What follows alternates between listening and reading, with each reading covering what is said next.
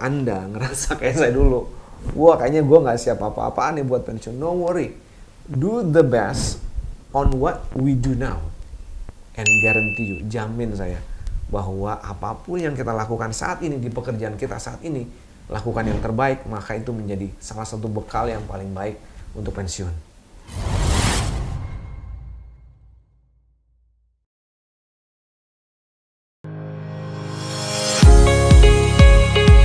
Semangat pagi, sahabat sekalian dimanapun berada, kita sering punya keinginan untuk pensiun di masa yang akan datang.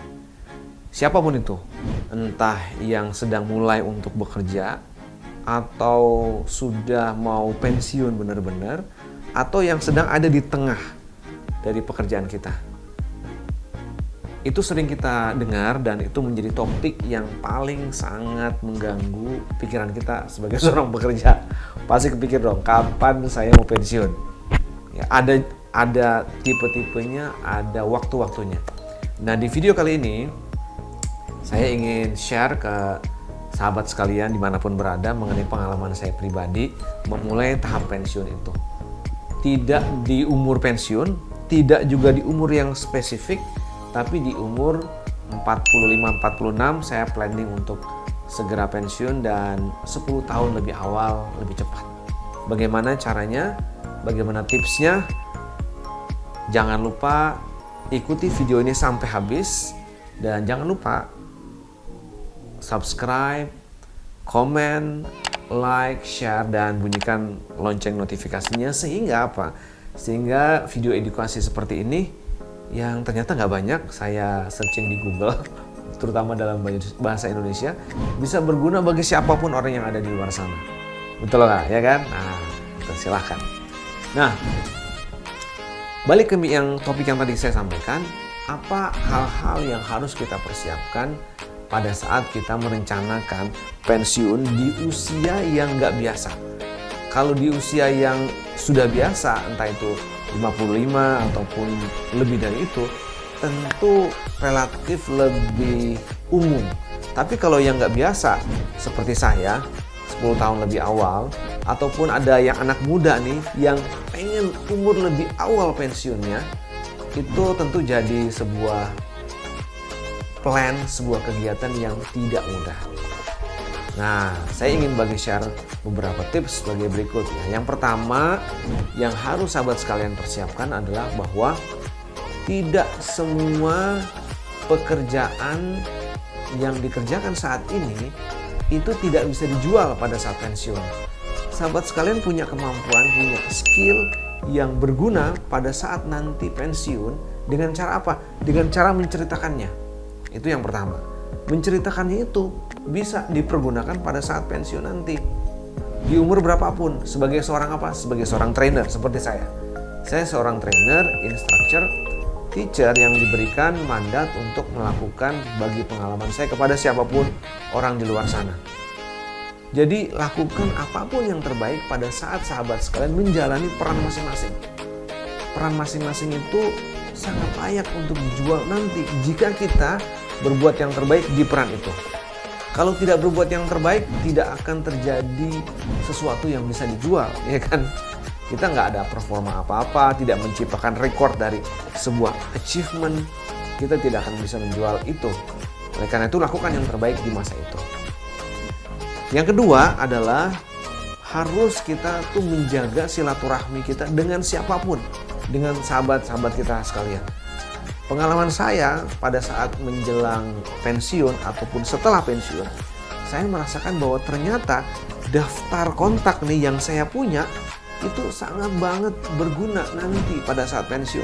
Sebenarnya nggak dilakukan itu tidak saat pensiun, justru pada saat sebelum pensiun, persiapkan diri kita untuk itu. Jangan sampai kita lupa untuk kita jaga, untuk kita maintain, untuk kita lihat satu persatu daftar kontak yang kita punya. Saya mau tanya sekarang, berapa yang daftar kontak yang ada di handphone? 100, 200, 1000? Jarang banget kan kita punya kesempatan untuk benar-benar kita list, kita bikin namanya, detail namanya siapa, ini dari ketemu kita di mana. Itu jarang banget. Padahal saya sampaikan, pada saat nanti menjelang pensiun, atau pada saat seperti pensiun sekarang itu berguna banget. Karena silaturahmi itulah benar-benar pintu rezeki. Itu yang kedua.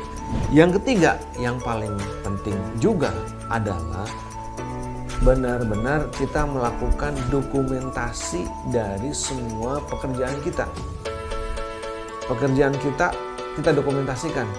Dari mulai performa dahulu, kemudian yang sekarang sedang kita jalani, nanti yang akan kita jalani sebelum pensiun, benar-benar semua didokumentasikan. Tips yang ketiga ini sangat juga malas kita lakukan. Saya termasuk orang yang lumayan rajin lah gitu, tapi sebenarnya bisa lebih baik. Kalau saya ingin recall dulu saat saya sebelum pensiun, saya ingin banget untuk mempersiapkan dan mendokumentasikan semua pekerjaan saya. Itu yang ketiga. Yang keempat adalah mencoba untuk berusaha menyiapkan diri kepada dan kenapa kita melakukan ini. Sebenarnya ini bukan tips yang keempat, ini harusnya nomor 1. Tapi nggak apa-apa saya sampaikan ini. Tips yang keempat ini yang paling penting adalah benar-benar meniatkan kenapa kita melakukan ini. Kalau sahabat sekalian belum jelas kenapa saya harus pensiun lebih awal, kenapa saya harus umur 30 tahun, kenapa nggak 40 tahun, kenapa nggak 50 tahun, benar-benar disiapkan kenapa saya melakukan ini. Kalau melakukan ini hanya karena ambisi pribadi tanpa mempertimbangkan keluarga, masukan dari orang lain, tentu kurang bagus. Kalau melakukan ini hanya karena anak bisa jadi bikin kecewa loh, bisa jadi. Karena pasangan, bisa jadi pasangan bikin kita kecewa, bisa juga. Atau orang tua, kita niat pensiun karena orang tua kita. Bisa jadi orang tua kita yang kita niatkan pensiun, ternyata nggak support kita, bisa jadi kita bikin jadi kecewa. Nah, ada niat yang lebih dari itu. Cari niat-niat itu. Niat-niat yang lebih bisa membuat kita tidak kecewa apapun yang terjadi nanti ke depan. Contohnya apa? Contohnya saya pensiun karena apa? Saya ingin terbebas dari hutang. Itu nggak pertama, tapi salah satu poin. Kemudian saya ingin membuat pesantren. Itu yang kedua. Kemudian saya ingin bisa punya waktu bersama keluarga, menikmati sisa waktu dan juga bersama-sama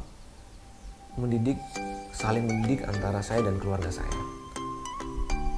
Itu apa tujuannya dari itu? Tujuannya adalah bahwa semua itu berhubungan dengan nilai-nilai luhur yang tidak akan mengecewakan kita.